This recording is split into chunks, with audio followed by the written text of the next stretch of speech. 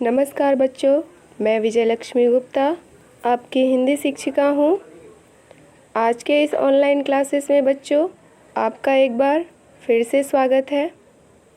आज हम फिर एक नया पाठ पढ़ेंगे जिसका नाम है रक्त और हमारा शरीर और जिसके लेखक हैं डॉक्टर यतीश अग्रवाल। इस पाठ में लेखक डॉक्टर यतीश अग्रवाल ने बच्चों शरीर में रक्त की यानी खून की भूमिका के बारे में बताया है। पाठ पढ़ने से पहले हम यतीश अग्रवाल जी का जीवन परिचय देख लेते हैं। यतीश अग्रवाल हिंदी भाषा के महान लेखक माने जाते हैं। इनका जन्म 20 जून 1959 ईस्वी को बरेली यानी उत्तर प्रदेश के बरेली में हुआ था। इनके प्रमुख कॉलम हैं स्वास्थ्य सुलझन, ओपीडी और सेकंड ओपिनियन। हिंदुस्तान टाइम्स पाठकों के बीच अत्यंत लोकप्रिय है। पुरस्कार: शिक्षा पुरस्कार, साहित्य सम्मान, आत्माराम सम्मान, राष्ट्रीय विज्ञान पुरस्कार, मेघनाथ साहा सम्मान और स्वास्थ्य मंत्रालय के राष्ट्रीय पुरस्कार से इन्हें सम्मानित किया गया है। तो बच्चों हमने यतीश अग्रवाल का जीवन परिचय पढ़ा। अब हम जो पाठ पढ़ने जा रहे हैं इन्हीं के द्वारा लिखा गया है, जो आपकी वसंत भाग 2 पाठ में दिया गया है और इसका नाम है रक्त और हमारा शरीर। इस पाठ में लेखक ने रक्त और यानी हमारे शरीर में रक्त की क्या भूमिका होती है उसे बताया है।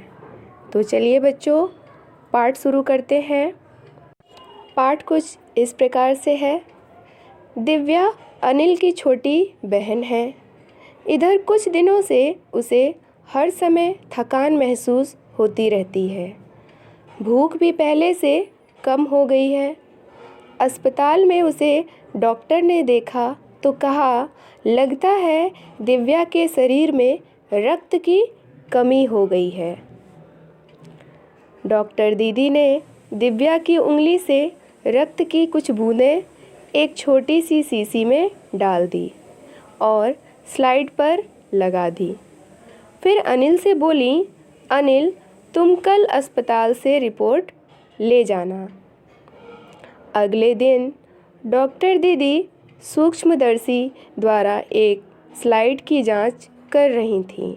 स्लाइड की जांच पूरी होने पर डॉक्टर दीदी बोली, अनिल दिव्या को एनीमिया है। चिंता की बात नहीं, कुछ दिन दवा लेगी तो ठीक हो जाएगी। अनिल के मन में जिज्ञासा हुई। वह बोला, दीदी एक सवाल पूछूं? एनीमिया से आपका क्या मतलब है? उसने पूछा। यह जानने के लिए तुम्हें रक्त के बारे में जानना होगा, डॉक्टर दीदी ने कहा। आपका क्या मतलब है दीदी? उसने पूछा। डॉक्टर दीदी ने कहा, फिर बोली, अनिल देखने में रक्त लाल द्रव के समान दिखता है, किंतु इसे सूक्ष्मदर्शी द्वारा देखें तो यह भानुमति के पिटारे से कम नहीं। मोटे तौर पर इसके 2 भाग होते हैं। एक भाग वह जो तरल है जिसे हम प्लाज्मा कहते हैं। दूसरा वह जिसमें छोटे बड़े कई तरह के कण होते हैं, कुछ लाल, कुछ सफ़ेद और कुछ ऐसे जिनका कोई रंग नहीं, जिन्हें बिम्बाणु प्लेटलेट कण कहते हैं। ये कण प्लाज्मा में तैरते रहते हैं। सूक्ष्मदर्शी द्वारा जो कण तुम्हें दिखाई दे रहे हैं ये है लाल रक्त कण। अनिल आश्चर्य से उछल पड़ा था। रक्त की एक बूंद में इतने सारे कण, इसकी तो वह कल्पना भी नहीं कर सकता था। वह बोला, इन्हें देखकर तो ऐसा लग रहा है मानो बहुत सी छोटी छोटी बालूशाही रखी दी गई हो, यानी उसे लग रहा था कि बालूशाही है। रक्त की एक बूंद में इनकी संख्या लाखों में होती है। यदि हम 1 मिलीमीटर रक्त लें तो उसमें हमें 40 से 55 लाख कण मिलेंगे। इनके कारण ही हमें रक्त लाल रंग का नज़र आता है। सांस लेने पर साफ हवा से जो ऑक्सीजन तुम प्राप्त करते हो उसे शरीर के हर हिस्से में पहुंचाने का काम इन कणों का ही है। इनका जीवन काल लगभग 4 महीने होता है। 4 महीने के होते होते ये नष्ट हो जाते हैं। शरीर में हर समय नए कण बनते रहते हैं जो नष्ट कणों का स्थान ले लेते हैं। हड्डियों के बीच के भाग मज्जा में ऐसे बहुत से कारखाने होते हैं जो रक्त कणों के निर्माण में लगे रहते हैं।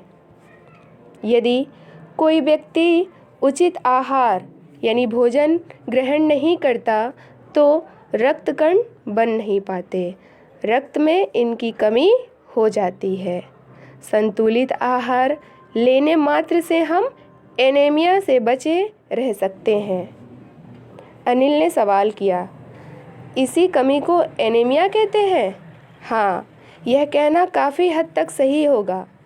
यूँ तो एनीमिया बहुत से कारणों से हो सकता है, किंतु हमारे देश में इसका सबसे बड़ा कारण पौष्टिक आहार की कमी यानी पौष्टिक अथवा संतुलित भोजन की कमी के कारण बच्चों अक्सर एनीमिया जैसी बीमारी से लोग ग्रसित हो जाते हैं। एक और बड़ा कारण है पेट में कीड़ों का हो जाना। ये कीड़े प्राय दूषित जल और खाद्य पदार्थों द्वारा हमारे शरीर में प्रवेश करते हैं। अतः इनसे बचने के लिए यह आवश्यक है कि हम पूरी तरह सफाई से बनाए गए खाद्य पदार्थ ही यानी भोजन, साफ सुथरा भोजन ही ग्रहण करें। भोजन करने से पूर्व अच्छी तरह से हाथ धो लें और साफ पानी पिएं। और हाँ अनिल, एक किस्म के कीड़े भी हैं जिनके अंडे ज़मीन की ऊपरी सतह में पाए जाते हैं। इन अंडों से उत्पन्न हुए लार्वे त्वचा के रास्ते शरीर में प्रवेश कर आंतों में अपना घर बना लेते हैं। इनसे बचने का सहज उपाय है कि शौच के लिए हम शौचालय का ही प्रयोग करें और इधर उधर नंगे पैर न घूमें। रक्त में सफ़ेद कण और बिम्बाणु प्लेटलेट कण भी होते हैं। शरीर में उनका क्या काम है? दीदी बोली, सफ़ेद कण वास्तव में हमारे शरीर के वीर सिपाही हैं। जब रोगाणु शरीर पर धावा बोलने की कोशिश करते हैं तो सफ़ेद कण उनसे डटकर मुकाबला करते हैं और जहाँ तक संभव हो पाता है रोगाणुओं को भीतर घर नहीं करने देते। बिम्बाणुओं का काम है चोट लगने पर रक्त जमाव किया में मदद करना, यानी रक्त जमा करने की क्रिया में मदद करना। रक्त के तरल भाग प्लाज्मा में एक विशेष किस्म की प्रोटीन होती है जो रक्तवाहिका की कटी फटी दीवार में मकड़ी के जाले के समान एक जाला बुन देती है। बिम्बाणु इस जाले से चिपक जाते हैं और इस तरह दीवार में आई दरार भर जाती है जिससे रक्त बाहर निकलना बंद हो जाता है। बहुत अधिक रक्त बह जाए तो उसे रक्त चढ़ाने की ज़रूरत भी पड़ सकती है, दीदी ने समझाते हुए कहा। अनिल ने कहा, क्या ऐसे समय में किसी भी व्यक्ति का खून काम आ सकता है? दीदी बोली, अनिल, हर किसी का रक्त एक जैसा यानी एक सा नहीं होता। कुछ विशेष गुणों के आधार पर रक्त को 4 मुख्य वर्गों में बांट दिया गया है। ज़रूरतमंद व्यक्ति के रक्त समूह की जांच करने के बाद उसे उसी रक्त समूह का यानी ब्लड ग्रुप, जिस व्यक्ति का जो ब्लड ग्रुप रहता है उसे वही ब्लड ग्रुप चढ़ाया जाता है। लेकिन ज़रूरत के समय यदि उस रक्त समूह का कोई व्यक्ति मिले ही नहीं, तब ऐसी आपात स्थिति के लिए ही ब्लड बैंक बनाए गए हैं। प्राय हर बड़े अस्पताल में इस तरह के बैंक होते हैं जहां सभी प्रकार के रक्त समूहों का रक्त तैयार रखा जाता है। किंतु इन ब्लड बैंकों में रक्त का भंडार सुरक्षित रहे, इसके लिए यह आवश्यक है कि हम समय समय पर रक्तदान करते रहें। 18 वर्ष से अधिक उम्र के स्वस्थ व्यक्ति ही रक्तदान कर सकते हैं। एक समय में उनसे लगभग 300 मिलीलीटर रक्त ही लिया जाता है। फिर तो बड़ा होने पर मैं नियमित रूप से रक्तदान किया करूँगा, अनिल ने अंत में कहा। तो बच्चों, इस प्रकार हमारा आज का जो पाठ है रक्त और हमारा शरीर, यतीश अग्रवाल जी द्वारा लिखा गया एक प्रसिद्ध निबंध है, जिसमें हमने क्या पढ़ा कि अब हमारे रक्त और मनुष्य के जीवन के स्वास्थ्य पर उन्होंने रक्त के माध्यम से विस्तार से चर्चा की और उन्होंने इस निबंध में यह बताया है कि हमारे शरीर में रक्त का यानी ब्लड का कितना महत्व है और वह हमारे लिए कितना ज़रूरी भी होता है। धन्यवाद।